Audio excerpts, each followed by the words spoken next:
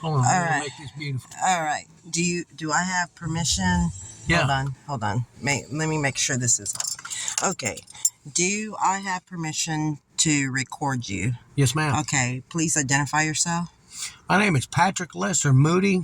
Right now, currently in the First Ward Church of Jesus Christ Latter-day Saints under Bishop Johnson. Oh. And Brother Joe Whittam.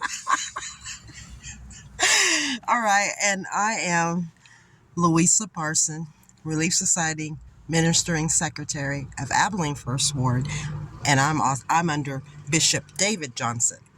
Okay, so all right, so I was just doing what God asked me to do, and I was I'm checking on some people at the Salvation Army, and I went and ate, and I saw my friend that's in my at the City Light Culinary Academy.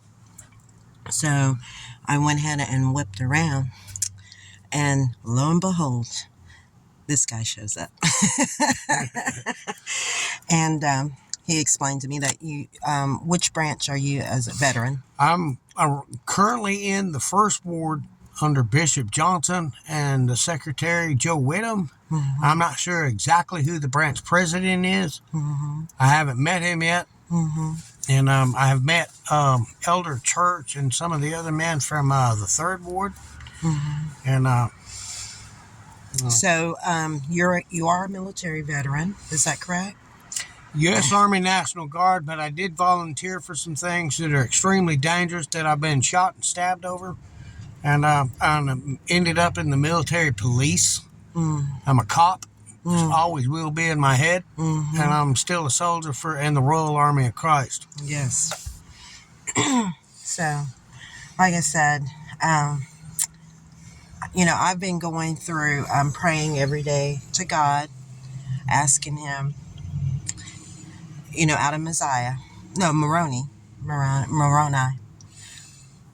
the question, is the Book of Mormon not true? Not true. And here we are. Here we are. Here's the Latter-day Saint co-pilot. So, tell me, since you came to Abilene, just give me the time you came into Abilene and just maybe a brief history of what you encountered to the point till today. My brief encounter, it kind of starts with the branch office in Memphis trying to get back involved in the Saints, and they were going to have to start my records. It goes all the way back to Pennsylvania to the branch office. I couldn't get the help I needed because I couldn't even get a ride to the church where I could get help. I have money and property that was found out about in different states. I should have had my driver's license already. And law enforcement had said something about there's a way for you to keep the car banned. And Brother Martineau at the branch office said that his son said that is evil. They're trying to take everything away from you that you've been given. There's money. There was two sickos that belonged to me. Almost got divided up by a woman's two brothers. If I had married her, they wanted those, and I backed off because of the people who were kind enough to give them to me. There's money that law enforcement wants me to give back. It's on TikTok. I've lost 6 toes. And this guy in Collierville is trying to teach me a lesson about movies and politics. One was the last episode of The Sopranos before that James Gandolfini died. And the other one is The Shootist, which is the John Wayne movie. Mm-hmm. I was supposed to be back in Boulder without carrying a gun. Now I have a federal firearms license. And Brother Bishop Jim Muir was teasing me. He goes, no, he's going to start an Indian uprising. And that's because I am 1/16 Oglala Sioux. I'm not going to start an Indian uprising. What I'm going to do is because of Ted Nugent, of which I cannot get hired by any band because I'm too much like him. It's just... It's because the Latter-day Saints do minister and provide clothing, sleeping bags. They provide those things up there in Boulder County, Colorado. I did find people that were drunk on the sidewalks that literally froze to death. I'd like to go up there with enough money to buy some land and make sure that some of the homeless actually hunt. And just, my uncle is a rancher. I don't know how much of those ranches that I actually own, but we're against mountain lions. That pound is my dollar. And so I'm against them, against the hikers not. There's harvestable. There's Lyme disease all over because of the deer. And there are all sorts of problems with wild game, bear, of which I did have a mountain lion go by my head. And my favorite song was, "Help Jesus, please clean my wounds," because I was fixing to get attacked. Right. And going up there with a $250 crossbow, it's a good idea, especially if you're walking. So you were in Boulder, but how did you get to Abilene? I got here from the Branch Ward trying to help me to get to my family's graves. It was understood by Bishop Johnson that both my grandparents are actually the pioneer type Latter-day Saints. We are old. We're kind of in the real heavy President Kimball's teachings. And I'm from the area where Bishop Kimball was, so that's what Brother Martineau thinks. But it hasn't been proven, and I'm trying to figure out which one of my grandparents was the Mason. And because we're judged constantly as apostates, that does get under my skin. And if they go, and part of that was healing up from 2 elders that were shot and killed in Phoenix. And I still haven't found a way to deal with the pain from some of that. And sometimes I do take that out on other people when they start bad-mouthing female elders or other brothers are serving their mission. Right. You can get in the hospital real quick because I'll put you in there. And I am no joke. I mean, my brother's the same way. So how long have you been in Abilene? I've been in Abilene and sober for almost 4 months now. Okay. And my sobriety, my grandparents' graves, and the fact that they built those churches in Bisbee and Safford, Arizona is extremely important to me. And that's what's saving my life. And hanging out, I was living under bridges and all sorts of things, but I knew Christ and the power of Christ and the love of Christ was all I had to hang on to. I did almost commit suicide. And that's that way nobody could divide up anything that I already own. And that would have been ward of the state. Okay. So you, in 4 months, so you came here around what, September? Something like that. September? Yeah, I was August, October? Early October. September. October. How ironic. And this is my first day back at work, doing what I can do, knocking the rust off, rejoining society. Yeah. And I've got Brother Summers and Joe Whittam in my corner. And I know that all the brothers at the branch office are praying for me, and I'm praying for Elder Oki and Elder Mo, and the elders that one there's an elder, I forget his name, but he's about to complete his mission at the branch office, something which I was kind of used to get jealous of them. And I used to think about it because they're all academic and they're all BYU students, most of them, and they are excellent at teaching. Brother Anderson's wife is probably one of the best Sunday school teachers I've ever met, but I have to read about 3 or 4 books to keep up with them because they're mostly academic. So I don't want anybody. I get insecure. I feel like, they're better than I am. And I'm a highly competitive human being. I have that a lot. But most of my friends are either Air Force Special Ops. I do know Jim Henderson from Jesse Ventura's SEAL team, and a few other. I know the first Black Navy SEAL in Memphis. Wow. And I've got a history with Brother Stewart, and even though he's Church of Christ, he's Air Force. I mean, running 6 miles before breakfast and doing 200 push-ups at 53 doesn't appeal to me, where at one time it would have. And I think there was a guy named Ron that was kind of suffering under other people's ideas. And the Doctrine and Covenants says that when you support Christ, it stirs up the anger or the evil in other men to rise up against you. But it also says in one of our Book of Mormon teachings, we watched the videos, that don't give up and keep trying. Exactly. And today is don't give up and be heard. I am on TikTok about some of the things I'm talking to you about, the politics, movies, and the things that I need to get taken care of. I haven't seen my family in years. I'm not even sure there's other vets that know that in my head that I've never came home, but I'm coming home to Christ now. And the more I spread the joy and the love, and I'm starting to feel, I don't know how Thanksgiving dinner and things like that would feel, but being around them is going to be tough. Right. But having to face those things and knowing that the power of Christ is within me, because I lived under a bridge with people knowing that I already had money with no help. Right. And it was limited even through the saints because they couldn't get an attorney and they knew it. Right. And so it's been sad. It's been tough. But I've been able to persevere through the power and the love of Christ, of what I know to be true through the power of the teachings that I've gained, that I know better, that I am not lost, that I am baptized, that I'm worthy of sacrament, that I'm worthy of the blood of Christ.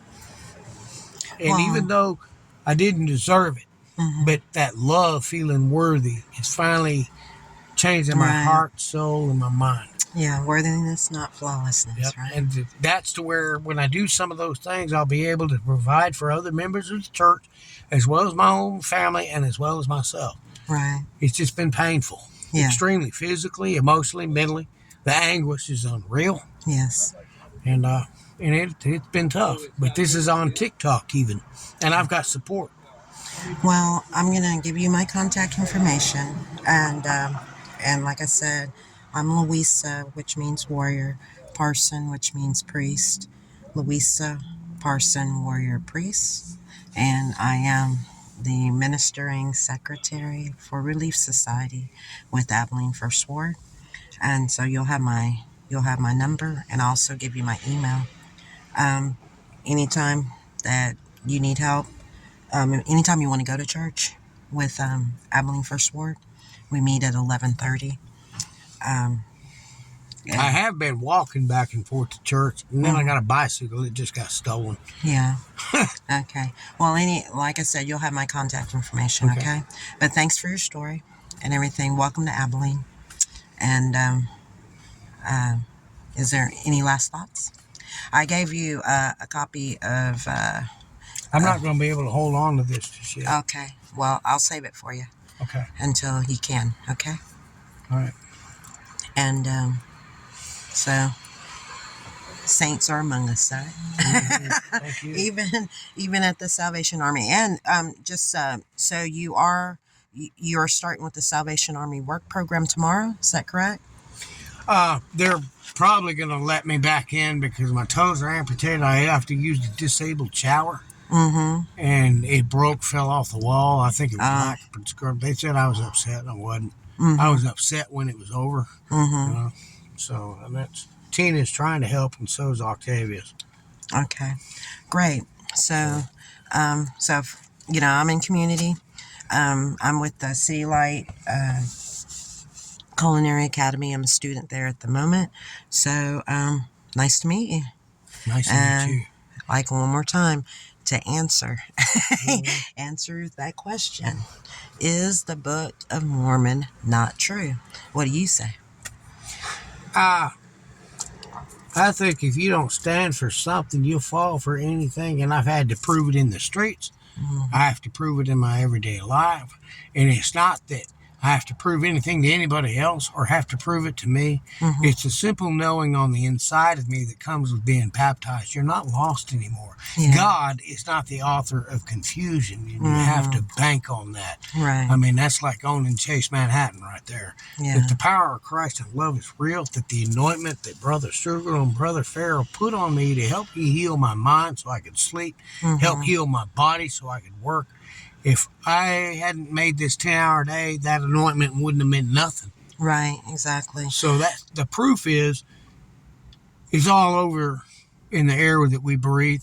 It's permeated.